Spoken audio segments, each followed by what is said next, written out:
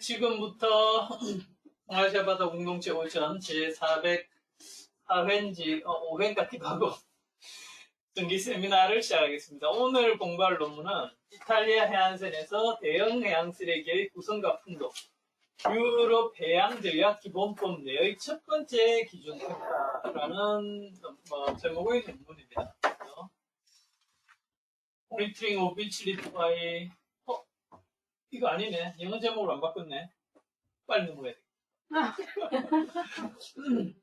하이라이트 역시 이거 우리 논문에는 없고요. 이거 웹사이트 가면 이렇게 하이라이트가 있습니다. 그래서 하이라이트부터 보면 논문에 진짜 하이라이트를 쉽게 여러분들이 파악하실 수 있고요. 그래서 이 논문의 하이라이트는 이 논문을 처음 제출할 때 심사위원들한테 저자들이 어필한 게 뭐냐.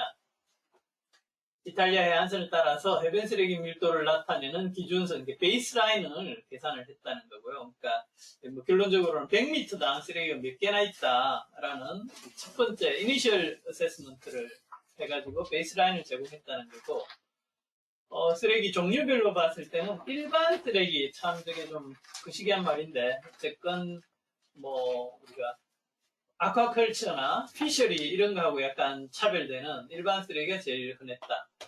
그 다음에 쓰레기 구성과 양 측면에서 하위 지역, 그러니까 이탈리아 그 해안을 이렇게 한 3개 정도로 나눴을 때 각 지역 간에 쓰레기 종류가 달랐고, 그건 이제 그 쓰레기의 소스, 원천이 다르기 때문인 게 크겠죠.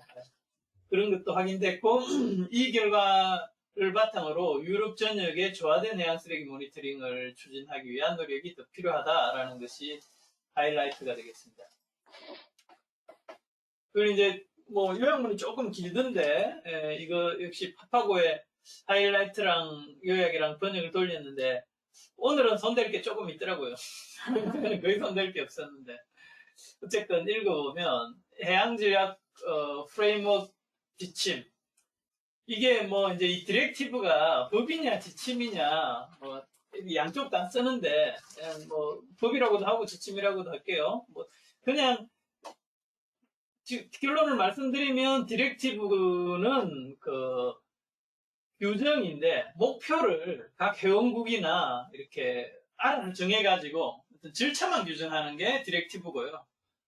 로우나 액트가 되면 그 목표라든지 이런 수치 자체도 EU 전체에서 정하는 게 디렉티브하고 차이인데 어쨌든 지침이라고 해도 되고 법이라고 해도 됩니다. 근데 어쨌든 MSFD가 지금 유럽의 해양 환경을 관리하는 11개의 지시자를 정하고 그것에 대해서 양호한 환경, Good Environmental Status를 달성하는 것이 이 지침의 목표죠. 근데 그게 10번이 해양 쓰레기라는 거예요.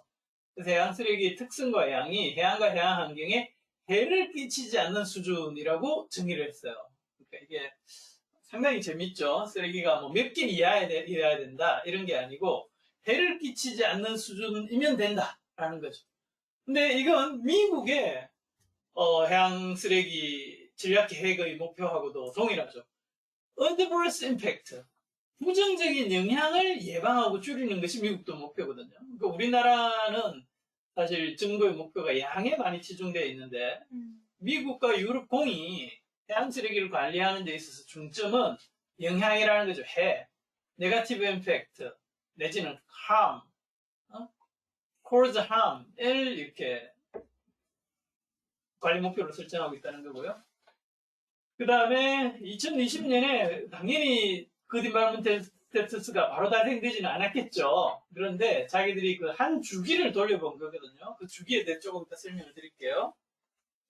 그래서 그 날리지 갭을 그 한 주기의 과정, 특히 모니터링 결과를 통해서 알 수 있었고, 여기서는 이탈리아 해변의 쓰레기 밀도에 대한 첫 번째 데이터를 2015년부터 18년까지의 데이터를 가지고 보여주고 학습된 교훈과 미래의 과제를 얘기를 할 거고, 모니터링을 해봤더니 중위 밀도가 100m당 한 500개 정도 되는데 지역별로 양과 구성에서 차이가 났고, 아드리아 해가 제일 이제 많아가지고 한 600개, 지중해 서부는 500개, 지중해 중부는 300개에 약간 못 미치는 그런 거고, 제일 오염이 심했던 아드리아해는 양식 관련 쓰레기, 주로 홍합 그물이 제일 많은 것이 특징이고, 그에 반해서 면봉의 그러니까 일종의 생활 쓰레기라고 할 수 있겠죠. 근데 도시나 이런 데서 뭐 발생하는 것은 서부 지중해 일부 해변에서 매우 높았고, 이 쓰레기를 이 사람들이 7개인가 하여튼 종류로 구분했는데 그 중에서 일반 쓰레기로 구분돼. 대중들이 그냥 버린 거. 그게 이제 뭐 바람, 강, 뭐 관광, 레크레이션, 일약한 폐기물 관리 등으로 인해서 발생한 쓰레기가 38.8%로 제일 많았다. 그래서 이 연구 결과는 다음 주기 GS에 대한 성과와 16년에 시행된 해변 쓰레기 밀도와 구성에 관한 조치 프로그램 효과를 비교하는 첫 번째 베이스라인을 나타내고, 이런 결과를 유럽 회원국 전체에 걸쳐서 하모나이즈드 모니터링 메소드를 이렇게 개발하고 적용하는 것이 필요하다라고 하고 있고, 사실 우리가 그 에이펙 사업에서 전 세계적, 특히 에이펙에서 하모나이즈드 된 방법론, 내지는 뭐 각 국가의 목적에 맞는 방법론 개발 쪽에 관여를 하고 있기 때문에 상당히 이런 발견들, 이런 게 중요하다라고 할 수 있겠습니다. 논문의 배경이 된 EU의 해양전략기본법에 대해서 이제 말씀드리면, 2008년에 그 EU가 MSFD를 통과를 시켰어요. 근데 이게 특징이 뭐냐면, 뭐 원리적으로는 이제 생태계 기반 관리, 에코시스템 베이스드 매니지먼트를 약간 철학적인 배경으로 하면서, 첫 번째 쓴 게 뭐냐면 적응적 관리예요. 이렇게 한번 이렇게 목표를 설정해가지고 딱 끝나는 게 아니고, 뭐 예를 들어서 2008년에 통과시키면서 2012년에 이니셜 어세스먼트를 해가지고, 그랬더니 쓰레기가 어느 정도 있어. 그러니까 그러면 우리가 2020년까지 도달해야 되는 굿 인바이러먼탈 스태투스라는 거는 어느 정도 수준이야 라는 걸 정의를 하고, 그것을 이렇게 달성하기 위한 타겟을 정하고는 그걸 측정하기 위한 모니터링 프로그램을 시행을 하는 거죠. 그래서 여기는 이제 14년부터 한다고 되어 있는데, 우리 데이터는 보면 15년부터 18년까지 하는 거잖아요. 그걸 해가지고 하면서, 이걸 달성하는 데 있어서 중요한 그러면 이렇게 수단이 나올 거잖아요.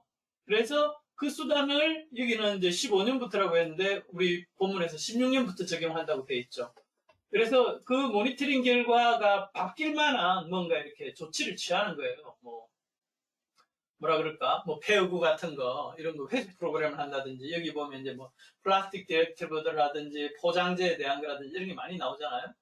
그런 것들을 해가지고 다시 18년이 되면 어세스먼트를 다시 해가지고 또 GS를 설정하고 타겟을 설정하고 모니터링을 하고 진전된 어떤 프로그램 오브 메저를 이행해가지고 계속 이제 이게 적응하고 순환하면서 MSFD를 통한 해양환경 개선을 해나가겠다. 이게 특징이거든요. 그래서 우리 본문에도 아까 뭐 요약에도 나왔지만 하여튼 이 구조에 따른 여러 가지 목표라든가 프로그램의 이행 과정들이 나오게 됩니다. GS, MSFD에서 나타내고 있는 GS는 11가지인데 1번이 뭐 바이올로지컬 다이버시티고 2번이 외래종, 그 다음에 3번이 상업적인 이제 어류와 뭐 폐류, 하여튼 이런 이제 것들이 쭉 11가지로 갑니다. 5번이 부영양화. 근데 10번이 이렇게 나오는 것처럼 해양쓰레기다라고 되어 있고, 그러니까 요걸 정했기 때문에 EU에서는 뭘 했냐면 워킹 그룹을 만들어 가지고, 그러면 이 디스트릭티브 10 마린 리터를 우리가 어떤 모니터링을 하고 측정을 해가지고 GS를 달성한다고 했을 때 뭐 어떻게 측정을 해야 돼? 라는 걸 이렇게 테크니컬 그룹을 만들어 가지고 이렇게 테크니컬 리포트를 했어요. 그래서 해양 쓰레기를 모니터링 한다고 했을 때는 환경 중의 분포, 생물 영양, 분해, 세 가지 측면에서 뭐 환경에서는 해변 쓰레기, 그다음에 부유침적 쓰레기, 생물은 생물이 얼마나 가지고 있는지를 뭐 풀마라는 섬새의 내장 속에서 플라스틱이 어느 정도 있는지를 이렇게 하는 그 기준을 이제 에코큐어라고 하는데, 그런 걸 규정해서 할 수 있다. 물론 풀마 섬새 아니고 바다 거북이라든지 뭐 또 뭐 있을까요? 고래라든지 하여튼 그건 각 지역회나 배운 국가들이 적용하기 좋은 생물종을 대상으로 해라라고 하고 있습니다. 그 다음에 이제 미세 플라스틱도 이렇게 조사를 하라고 MSFD의 Descriptive 10을 모니터링하기 위한 지침이 이렇게 이미 나와 있죠. 그래서 이걸 준용해가지고 각 회원국이나 지역회들이 이런 모니터링 프로그램을 하고 있는 거죠. 그래서 논문으로 가보면 잠깐 여기서 질문해도 돼요? 네, 위에 여기 네. 2012년에 이니셜 어세스먼트를 했고 GES를 설정을 하잖아요. 그러면 이 유럽의 지중해 연안하고 북해 이렇게 다 농도가 틀릴 거 아니에요. 네. 이랬을 때 GES를 달성하는 그 GES 수준이라는 거하고 달성 목표라는 것들이 이 Good Environment Status라는 게 굉장히 여기 지역이 안 좋아, 지중해 같은 경우는. 네. 네. 그렇다면 이 수준에 맞는 데서 개선할 수 있는 수준을 도달하는 거야? 그렇죠. 아니면 전부를 통합할 수 있는 자기 각 회원국이라든지 이런 데서 아까 말씀드렸잖아요. 이건 액트나 로가 아니고 디렉티브이기 때문에 과정만 이렇게 하고 목표라든가 이런 건 각 회원국이나 지역회가 스스로 평가해봐가지고 정하라는 거죠. 그럼 제가 이런 생각이 드는 거는 저 북해 위쪽 같은 경우는 그 노르웨이 이런 데는 아무래도 적을 거란 말이에요, 쓰레기가. 네. 그래서 저기에서 경우는 있지. 그러니까 양이라든지 주요 타겟이라든지 이런 게 다 다른 거죠. 그러니까 개선 정도로 평가를 할 수도 있네요. 그렇죠. 네. 그러니까 결과적으로 2020년에 되는 그 해양 환경에 있어의 그 상태라는 거는 똑같이 역시 여기는 개선됐지만 좀 더 이 지역으로 개선 될 수도 있고 뭐 또 떨어질 수도 있고 지금 첫 단계이기 때문에 그건 아직 모호한 거죠. 근데 중요한 건 이 과정은 모든 회원국들이 의무적으로 따라야 돼요. 과정을 따른다. 네, 이 정해진 연도까지 쉽게 말해서 우리는 이렇게 모니터링을 하겠어요 라고 계획서를 안 내잖아요. 벌금이 어마어마하게 나옵니다. 그때 제가 들었을 때 억대가 넘었는데 근데 그게 특징이다. 해양수의 기본 계획 같은 거네요. 그렇죠. 네, 기본 계획 같은 걸 내야 되는 거예요. 이유 EC에다가 제출해가지고 승인을 받아야 돼. 그러니까 그 인간은 스테이터스는 우리가 도달을 못할 수도 있지만 뭔가는 해야 된다. 과정은 따라. 저기 정해진 대로 해줘야 되는 거죠. 상당히 재밌죠, 합리적이고. 그래서 본문을 보면 이건 이제 Environmental Pollution이라는 잡지에 21년에 실린 최신 논문이고요. 네, 그 요약문은 읽었고 우리가 피겨 테이블부터 봐야 되겠죠. 그래서 피겨 1이 조사 지역. 네. 지중해가 이렇게 있으면 그 중에 이탈리아 반도가 이렇게 장화 모양으로 이렇게 돼 있죠. 그래서 요 지중해 안쪽을 웨스턴 미디트레니안 시라고 하고 시실리 섬이랑 이탈리아 남부 남쪽을 이오니아 해와 중부 지중해로 하고 이쪽을 아드리아 해, 아드리아틱시라고 했죠. 그래서 이 뭐 특징들을 얘기를 하고 있는데 이쪽은 락키쇼이고 아무래도 이제 지중해 다른 나라들이나 이런 영향을 좀 받을 거고 아드리아해는 좀 내만 쪽인데 뭐 양식이나 이런 게 발달했다고 하고 남부 쪽은 뭐 도시라든가 이런 것도 별로 없고 그런 쓰레기 발생 소스 자체도 좀 적은 것 같습니다. 안 들린다는 말은 저쪽에서 하는 말이 안 들린다는 소리 말입니까? 들리시나요, 참가자들? 곽태진 쌤? 네, 잘 들려요. 네. 들려요? 우리 잘 들려요. 소리 들리시죠? 들리니까 대답했겠지. 그 다음에 네, 피겨 2는 탑10 아이템을 표시를 했는데 이것도 상당히 재밌는 모양의 그림으로 이렇게 그렸죠. 그래서 여기 보시면 플라스틱 피시스가 한 20%까지 가고 그 다음에 이제 SUP가 뭐지? 뭐 그냥 음식 포장재 이런 게 2위, 폴리스티렌 스티로폼 조각이 또 한 10몇 프로 정도 이렇게 그 다음에 담배꽁초 해가지고 쭉 해가지고 탑 10만 해도 80여 %가 된다라는 걸 이렇게 알 수가 단지 있습니다. 누적인데 재밌게 그렸네. 네, 재밌게 보여놨죠. 이렇게 그리면 재밌겠네. 네. 팝텐더. 그 다음에 피겨 4가 이제 박스 플러스로 아드리아해와 여기가 남부 이탈리아, 이오니아해, 그 다음에 여기가 지중해 서부로 이렇게 박스 플롯을 하고 메디안 값하고 뭐 아웃라이어들하고 이렇게 했는데 이렇게만 보면 이게 차이가 없어 보이죠. 사실은 이 변동이 너무 크기 때문에. 근데 자기들이 했는 그 메디안을 비교하는 통계에서는 유의한 차이가 있다고 이렇게 얘기를 하고 있습니다. 그 부분 나중에 보기로 하고요.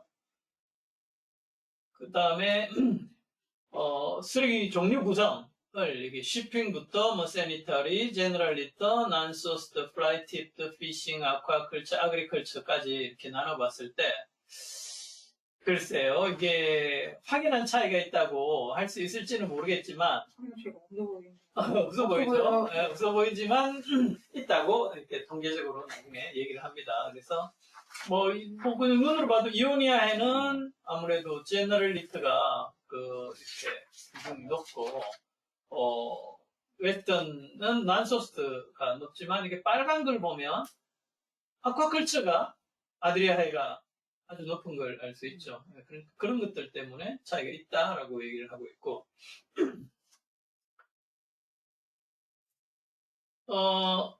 피겨 5는 이제 PCA가 가죠. 그래서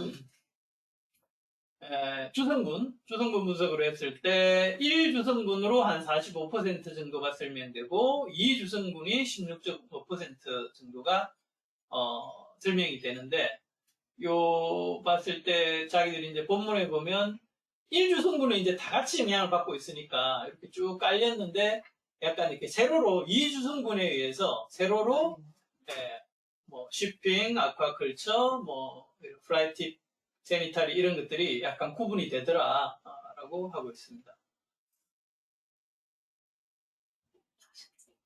끝이네요. 네.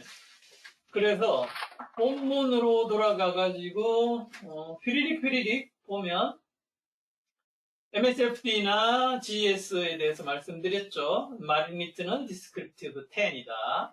그리고 10에 뭐 10.1.1이 비치리트고 그 중에서도 이제 지중해가 most affected area로 뭐 지목되고 있고 그래서 그걸 해결하기 위해서 뭐 이제 지중해의 그 지역회 프로그램이 있을 거잖아요. 그래서 바르셀로나 컨벤션에서도 그 해양쓰레기 지역회 계획을 만들고 그다음에 뭐 IMAP이나 이런 프로그램에서도 뭐 해양쓰레기를 지시자로 포함해가지고 조사도 하고 이제 증감 조치도 하겠죠.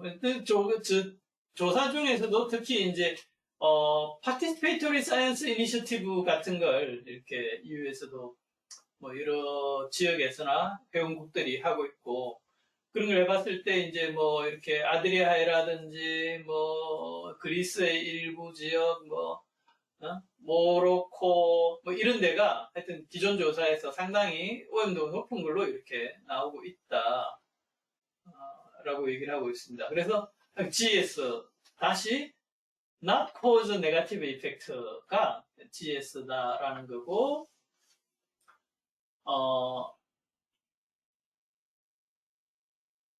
이 목표를 어떻게 설정을 했냐면 yearly increase in length of coastal subject to cleanup and waste collection.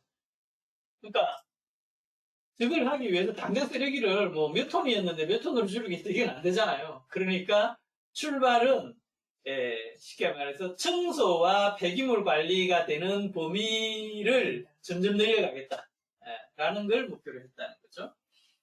그렇게 이제 그런 것들을 또 이제 더 세분화를 하려면 모니터링이 스페이셜, 템포럴한 덴시티나 컴포지션의 변화를 알 수가 있어야 되겠죠. 그래서 그것을 앞서 말씀드린 MSFD의 세컨드 사이클에서는 더 정제된 이런 목표들을 설정하기 위해서 설정하고 또 그에 따라서 타겟티드 메저를 개발을 해야 될 거잖아요. 그런 수단들을 개발하기 위한 근거 자료를 제공하는 것이 이 논문의 목적이다라고 할 수 있고, 뭐 그 수단에는 이렇게 유로피안 플라스틱 스트래티지라든지 싱글 유즈 플라스틱 디렉티브라든지 그다음에 지역해 향수레기 관리 계획이라든지 이런 것들을 수립하는 근거를 제공하기 위해서 이런 모니터링과 평가를 하게 된 거죠. MSFD에서는 해역을 4개로 나누고 있답니다. 발틱, 블랙시, 메디테레니언, 그 다음에 노스 이스트 아틀란틱으로 나누고 있고, 이 논문의 대상이 되는 메디테레니언 시 같은 경우는 아드리아해, 서부지중해, 이오니아해 3개로 나누고 있고요. 뭐 그 특징을 이렇게 쭉 지역별로도 얘기를 하는데, 뭐 여름에 관광객이 많다든지 아드리아해는 또 이렇게 발생원들도 많고 포리버로 대표되는 그 뭐지? 하여튼 육상기인 쓰레기도 많이 들어온다라고 얘기를 하고 있고, 그 다음에 웨스턴 메디테레니안 씨는 락키쇼로 이렇게 대표되지만 머슬팜이라는 게 이렇게 많이 발전돼 있고, 또 뭐 여름철에 관광지도 많이 있고, 그에 비해서 이오니아의 아래쪽은 상당히 인구 밀도도 낮고 도시도 없고 해가지고 쓰레기 발생원 자체가 조금 적은 그런 상황입니다. 메소드는 앞서 보여드렸던 그런 이제 그 MSFD에 따른 쓰레기 모니터링 지침이 있었죠. 그걸 이제 약간 변형해가지고 2015년부터 16년까지 58개 비치에 처음에 시작해가지고 6개를 더하고 뭐 1년에 2번 했는데 스프링과 오텀으로 해가지고 1년을 묶어가지고 샘플이라고 얘기를 하고 있고, 해변의 특징 우리가 비슷해요. 샌드 그레이블이고 이얼리 액세스블하고 100m는 넘어야 되고, 뭐 이렇게 서베이 할 때 막 그 관광 시설이나 이런 거 막 설치돼 가지고 하여튼 밀도 높게 이용되면 아무래도 교란 요인이 되겠죠. 그 다음에 어떤 아웃사이드 리무벌 액션이 없어야 된다. 거고. 조사는 이게 에프라가 일종 공공기관 같던데 어쨌든 거기 스태프들이 했고, 해변에서 3 트랜젝트를 33m 이렇게 짜리 3개를 해가지고 합치면 100m가 되겠죠. 거의 99m니까. 근데 그걸 이제 50m 간격을 나눠가지고 했다 그래요. 뭐 스플멘트를 바로 볼까요? 네, 이런 식으로. 해변을 33m짜리를 물가부터 식생까지 하되 50m 간격으로 나눠가지고 했다고 하는 아주 재밌는 모양으로 그걸 했고요. 리저너블 하죠. 뭐. 그다음에 이제 그 위치를 뭐 하고 이제 이거 비주얼 센서스로 했고 2.5cm 이상의 쓰레기를 뭐 갔습니다. 비주얼 센서스라는 무게를 제대로 안 하는 눈으로 보고 이렇게 표시를 한 거겠죠. 그리고 파지도 않았고 해변에 이렇게 드러나 있는 것만 있다는 거고, 59개 항목이고 10개의 카테고리로 이루어졌다.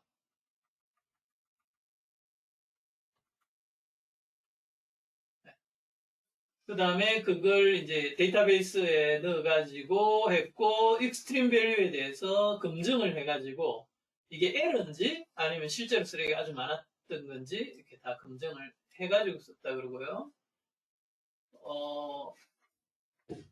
리터 타이폴로지는 이제 소스트를 기반으로 이렇게 했다 그러고, 그 종류는 제너럴, 피셔리 뭐 이렇게 되는데, 쉬핑에 팬드는 이해가 되는데 플롯이나 부위가 물론 우리 이렇게 수산업에서 쓰는 거하고는 좀 다를 수도 있겠지만 어쨌건 뭔가 표시가 있는. 예, 그러니까 피싱이나 아쿠아컬처하고 우리 같은 경우에 많이 헷갈릴 것 같은데 여기서는 다르게 구분을 한 게 좀 생김새가 다른 거. 모양이 다르- 눈에 띄었고요. 그 다음에 지역 간 비교를 모드스 메디안 테스트라고 처음 들어보는 방법을 했는데, 어쨌건 이건 이제 아노바를 하기에는 정규 분포가 안 되고, 크룩스칸 와리스를 하기에는 또 그 분산의 동질성이라든가 이런 것들조차도 만족을 못할 때 할 수 있는 뭐 방법이라고 하는데 쓱 이렇게 권장할 만한 내지는 많이 쓰는 방법은 아니어서 그걸 우리도 해보자라고 하기는 좀 어렵겠습니다. 그 다음에 뭐 퍼르마노바라고 해가지고 뭐라고 해야 되지? 다중 어떤 분산 분석 이런 걸 해가지고 지역 시기 뭐 이런 것들이 복합적으로 차이가 있는지를 이렇게 검증을 했고 그 다음에 심퍼라는 방법으로 쓰레기 구성에 차이가 통계적으로 있다고 할 수 있는지 했고 그 다음에 이제 PCA를 가지고 각 지역들이 쓰레기 종류별로 어떻게 분포가 되는지를 아까 우리 그림에서 봤습니다. 그래서 결과 보면 플라스틱과 폴리스티렌이 제일 뭐 당연히 압도적으로 많았고요. 근데 이제 서부 지중해 같은 경우에는 종이나 카드보드가 이게 많았는데 그 이유가 이제 시가렛버시 이걸 페이퍼 카드보드로 분류를 했는데 사실은 좀 의문이 있죠. 시가렛버스는 우리가 플라스틱으로 이제 거의 다 알고 있잖아요. 아세트 알데히드였나? 그냥 아세테이트. 아세테이트. 네. 그 앞에 폴리가 붙나? 분리됐죠. 어쨌든 시가렛버스의 주성분이 지금 거의 플라스틱이기 때문에 플라스틱으로 하는 게 맞을 것 같은데 어쨌든 그랬다는 거고 아까 봤듯이 탑10이 10개만 해도 80%가 넘었는데 제일 많았던 건 이제 non-identifiable plastic piece가 제일 많았다 그러고요. 이걸 이제 종류별로 말고 그 항목별로 말고 발생물에 기반한 종류로 나눴을 때는 제너럴리트가 뭐 당연히 많겠죠. 그 다음에 뭐 이 발생물을 구분하기 상당히 어려운 문제가 있지만 아까 봤듯이 이렇게 지역 간의 차이가 있다라고 얘기를 하고 있고 그건 이제 뭐 아까 봤듯이 이런 그 아쿠아컬처라든가 이런 것들이 그 아드리아해만 많은 이런 것만 봤을 때 뭐 어느 정도 타당하고 통계적으로 봐도 그랬다라는 거고 덴시티의 지역별 차이는 아까 말씀드렸듯이 중위 값을 비교를 해가지고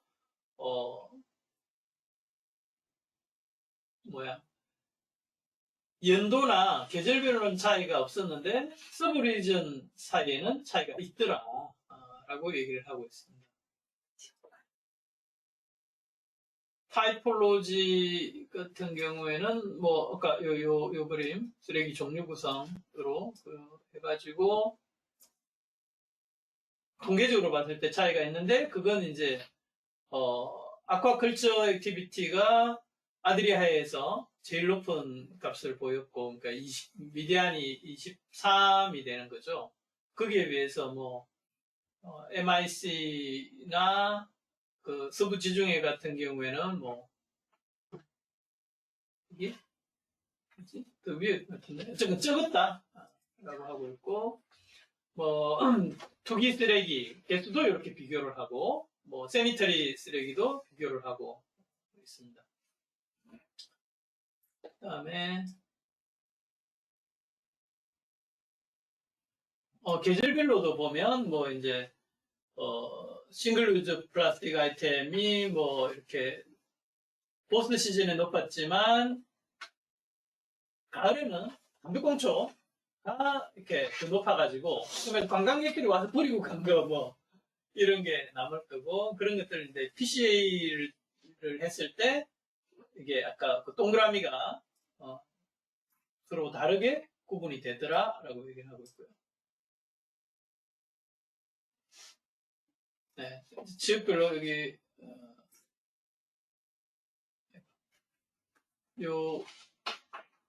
이게 뭐지? 이게 안에 들어있는 이게 그거죠. 뭐지?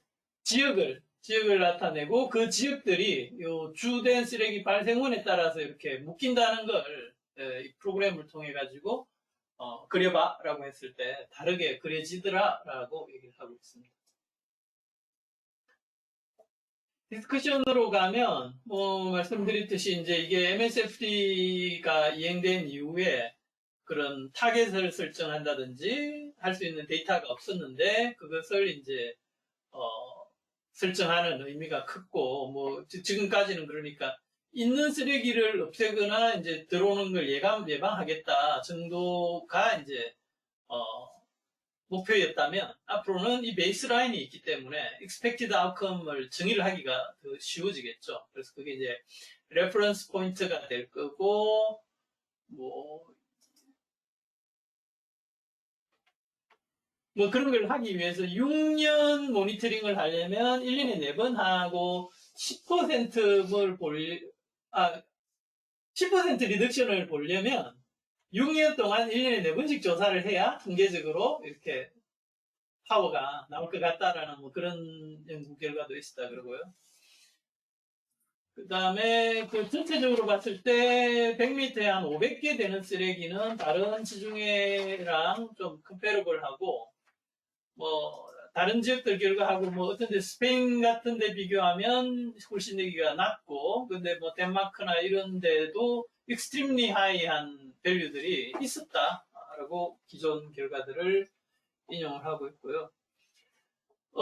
지역 간 차이에 대해서는 역시 휴먼 인듀스드 프레셔가 영향을 주고 있기 때문에 결국 이제 우리가 그런 어떤 수단을 강구해가지고 인간 행동에 의한 쓰레기 발생량, 유입량 이런 걸 줄여야 되는 거겠죠. 그래서 그 대표적인 게 아드리아해의 머슬렛으로 대표되는 아쿠아컬처 쓰레기 같은 것들을 이게 타겟이 되는 거고 그것은 시플로나 다른 이제 비치 서베이에서도 비슷하게 나타났다라고 얘기를 하고 있습니다.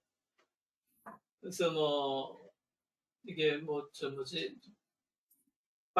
사용량이라든가 이런 연구 결과들도 쭉 보여주면서 이제 자기들의 이제 콜렉션 시스템을 개선하는 것이 지금 MSFD에서는 첫 번째 그거고 그리고 이제 리유즈, 리사이클, 리커버리 같은 걸 수단으로 내세우고 또 포스트 리셉션 퍼실리티도 이렇게 수산업 아쿠아컬처적인 쓰레기를 관리하는 대표적인 수단이죠. 네, 그래서 여기서는 포트 리셉션 퍼실리티 같은 경우는 뭐라고 얘기하고 있냐면 사실은 이게 사실 포트 리셉션 퍼실리티는 대형 상선이라든가 막 이렇게 큰 여객선 이런 것들이 항구에 접안했을 때 빠르고 적정하게 폐기물을 배출할 수 있게 해주는 시설을 말하는 거거든요. 근데 이런 소규모의 양식이나 수산업 같은 경우에는 그런 특별한 시설을 만든다든지 업자들을 제공한다든지 이런 게 어렵잖아요. 그러니까 뭐라고 했냐면 Municipal Waste Management 시스템에 통합되게 해가지고 쉽게 말해 지자체에서 이렇게 쓰레기 처리하는 그런 시스템이랑 저걸 통합해 주자 뭐 이런 게 있다는데 사실 우리도 저런 건 좀 고민해 볼 필요가 있는 거예요. 해양 쓰레기 강조하면서 자꾸 특별한 뭔가를 하려고 하면은 투자가 너무 많이 돼야 되고 이게 규모의 경제도 안 나오거든요. 그런 의미에서 육상의 어떤 청소 내지는 폐기물 관리 시스템하고 해양 쓰레기를 통합 관리하는 게 우리도 상당히 중요하다고 할 수 있습니다. 선상에서 큰 데서 나오는 건 왜냐면 어구, 폐어구 이렇게 아니니까. 네. 하지만 어구를 그렇게 할 수는 없으니까 우리는. 그러니까 없는지 그게 고민이 필요하다는 거죠. 네. 그것도 항목별로 이렇게 딱 구분만 해주면 육상 쓰레기 섞기가 너무 힘드니까 안 섞는 거잖아요 지금. 네, 그 다음 논의하고 있는 건 면봉이죠. 면봉은 사실은 유럽에서는 상당히 이렇게 자주 얘기가 되는, 특히 영국 쪽에서 영국 사람들은 면봉을 쓰고 변기에 버리는 문화가 있어가지고. 브라운 이런 거. 그렇죠. 근데 이탈리아도 그렇다는 거죠. 그러니까 이전 논문에서 많이 왜 그러는 거야 나왔는데 대체? 저쪽이 문화네. 놀랍게도 이거 있잖아요. 플러시 다운 해버리는 문화가 있다는 게 참 놀랍죠.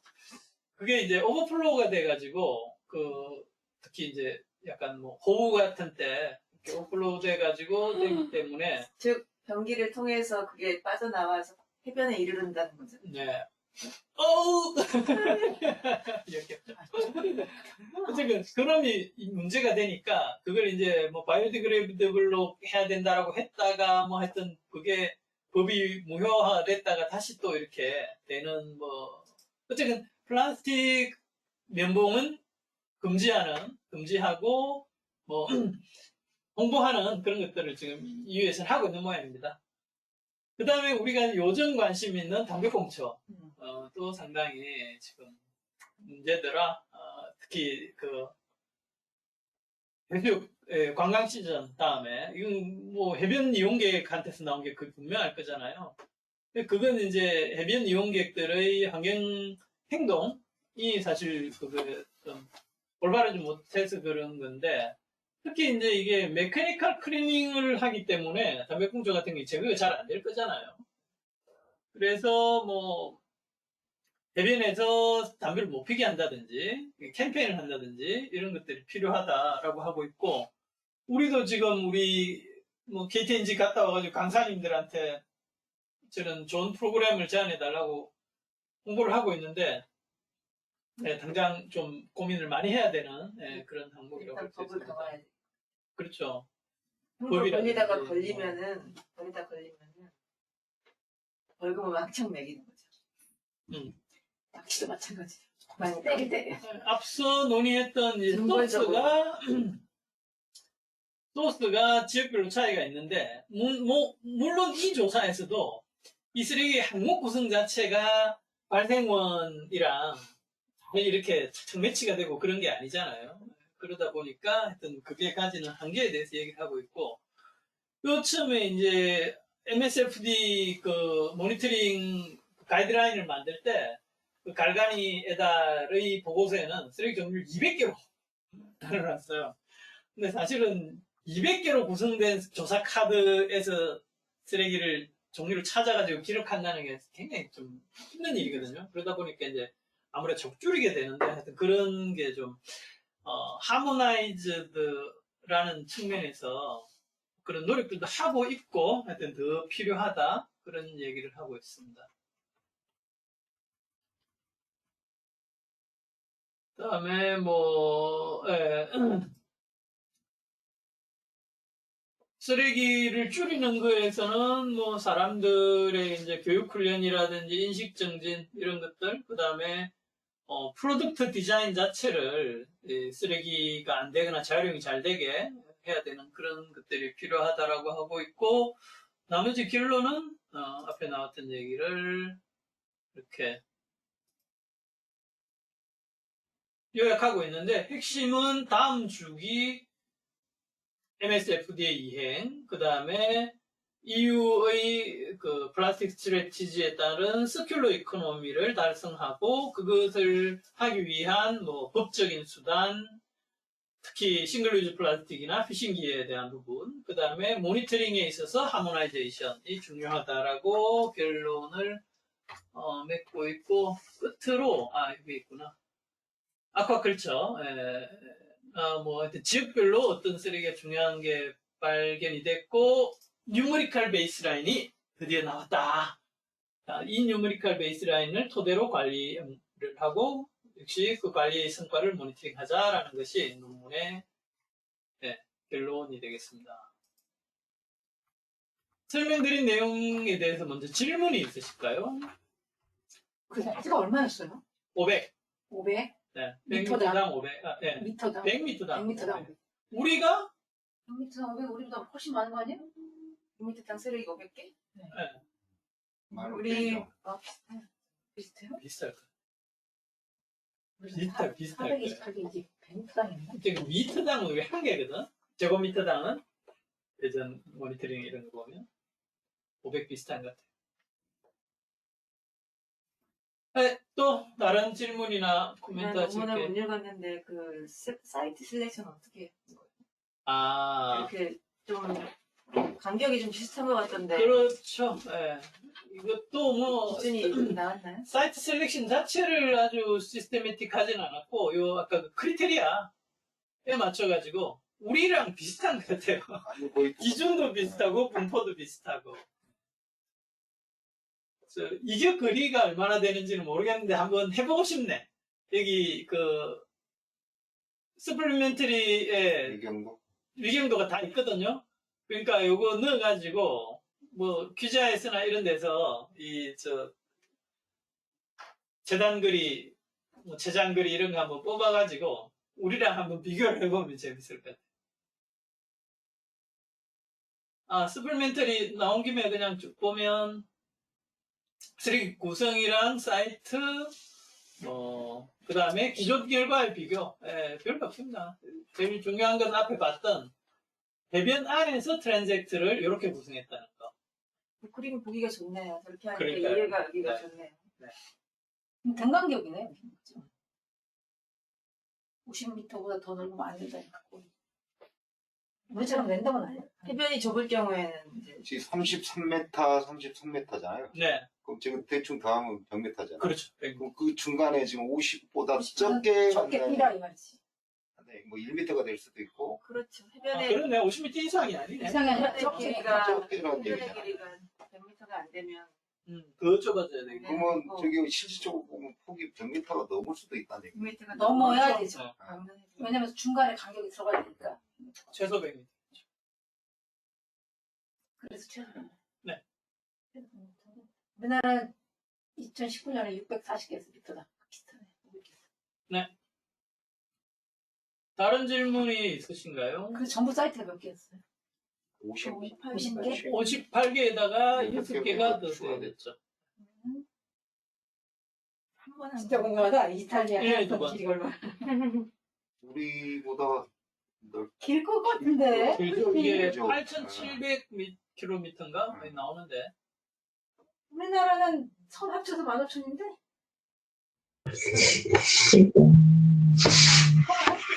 네. 네, 저 질문 있습니다. 네. 네, EU 같은 경우에는 이렇게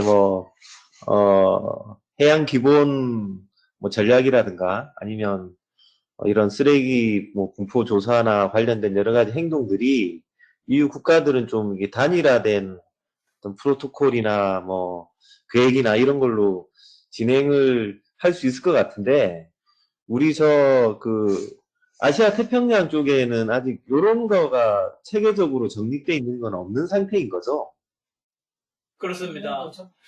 EU 요 작업을 했던 프랑스와 갈가니를 우리가 인천에서 만나가지고 제가 믿어지지가 않더라고요. MSFD에 저런 걸 만들어가지고 모니터링을 하라고 하면 진짜 회원국들이 할까요? 그때만 해도 모니터링 우리 시작할 초기였는데 그랬는데 갈가니가 그렇게 얘기를 하더라고요.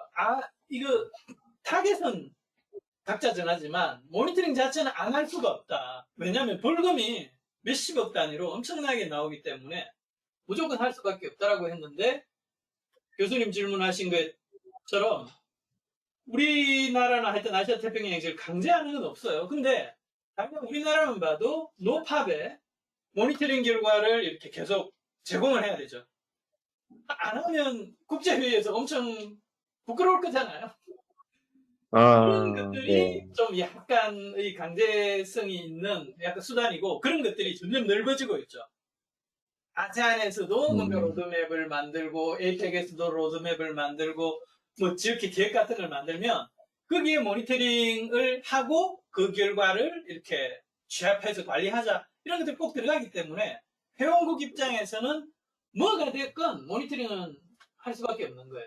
근데 EU 같은 거는 같은 경제 공동체. 그러니까 지금 경제협력기구나 여러 가지 국제적으로 안보나 아니면 외교나 이런 쪽으로는 다자간의 어떤 협력 체계를 구축하는 게 일반적이잖아요. 근데 이제 그런 거를 구축할 때 요런 우리가 해양 쓰레기를 줄이거나 감시하는 어떤 그런 정책적인 기획이 함께 포함되면, 그게 가입 안 하면 우린 니네 나라랑 FTA 안 하겠다 이런 식의 어떤 움직임이 되면은 아마 확산이 좀 훨씬 빠를 것 같기도 하네요. 보니까 강제하는 게 없으면은 진짜 좀 하기가 쉽지 않으니까 그런 생각이 듭니다.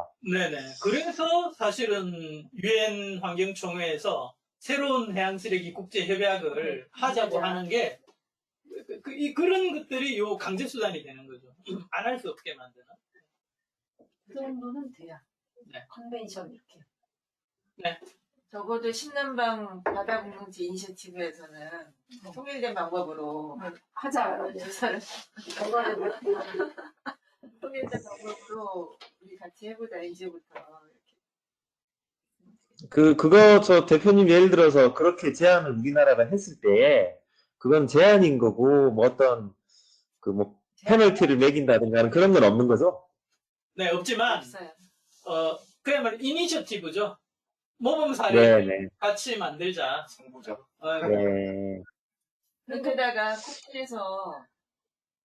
쿱시를 구성하고 있는 11개 나라들 중에서 모니터링을 어떻게 하고 있는지 봤더니 한국이 제일 모범적으로 잘하더라. 라고 보고서가 나오고 있거든요. 그런 걸 근거로 들어가지고 봐라. 같이 하자 이걸로. 그러니까 지금 내가 생각이 드는 거는 우리나라 뭐라 해요? 수원국이 아니라 수지국? 수원국이에요? 아니, 수원국, 많은 나라가 많은 나라가 제공국이고, 수원국이잖아요. 네, 우리 제공국이지. 제공국.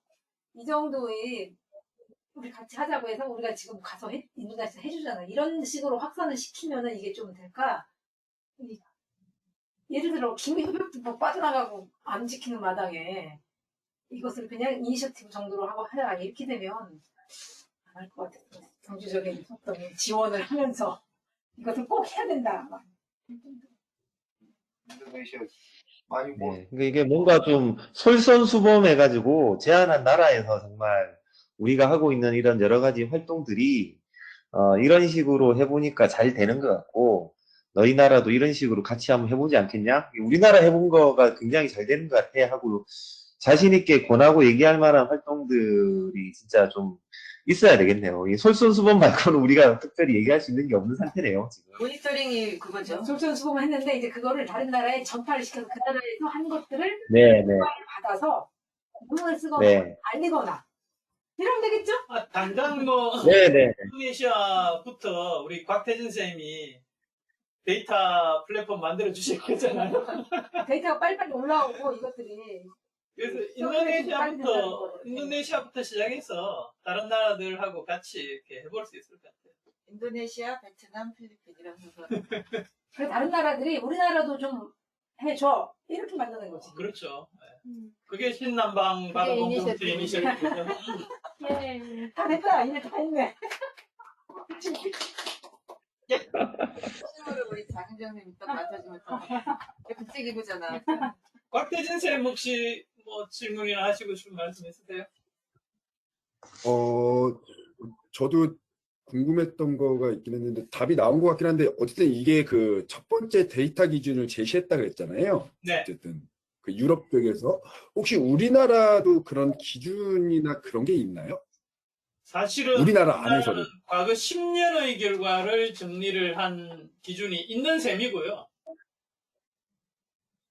그러니까 우리는 이탈리아보다는 훨씬 더 지금 먼저 결과들을 생산을 했고 가지고 있죠. 비교도 해봤고 그래서 지난 10년 같은 경우에는 우리 결과에서는 스티로폼 부표가 추세적으로 감소하는 뭐 그런 결과도 있었거든요.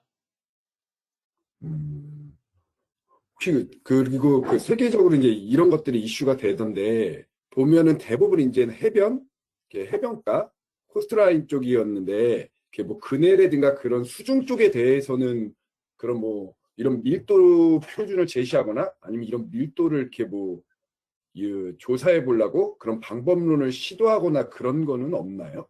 혹시? 시도는 많이 합니다. 엄청나게 많아요. 시도도 많이 하고 그걸 말씀하신 것처럼 표준화시키려는 시도도 있는데 쉽지는 않죠. 혹시 그걸 해보고 싶다면 우리가 하면 되지. 네. 그 얘기를 듣고 싶었습니다. 우리가 표준을 만들고. 우리 아쿠아 나이트에서 장기적으로는 그런 이제 지금은 뭐랄까 굉장히 단순한 보고 이런 걸로 하고 있지만 활동이 발전할수록 이제 모니터링으로 가야 되겠죠. 그래서 그것이 국제적인 표준이 되게 하는 노력도 해야 되죠. 할 일 많네요. 가이드라인은 나와 있기 때문에 그걸 가지고 우리 걸로 우리가 조금 더 구체적으로 만들어내면 괜찮아요. 샘플. 그리고 당장 그 조사 데이터 중에 활동할 때부터 파일럿으로 한번 적용을 해봅시다. 조사 방법을. 올해 하실 거잖아요. 일단 검은도하고 부산하고 저 통영에 네네네. 하실 거잖아요. 제가 어쨌든 그러니까 아니 우연히 제가 팀 부터 멤버들하고 아쿠아나이 쪽을 한번 잘 해볼게요.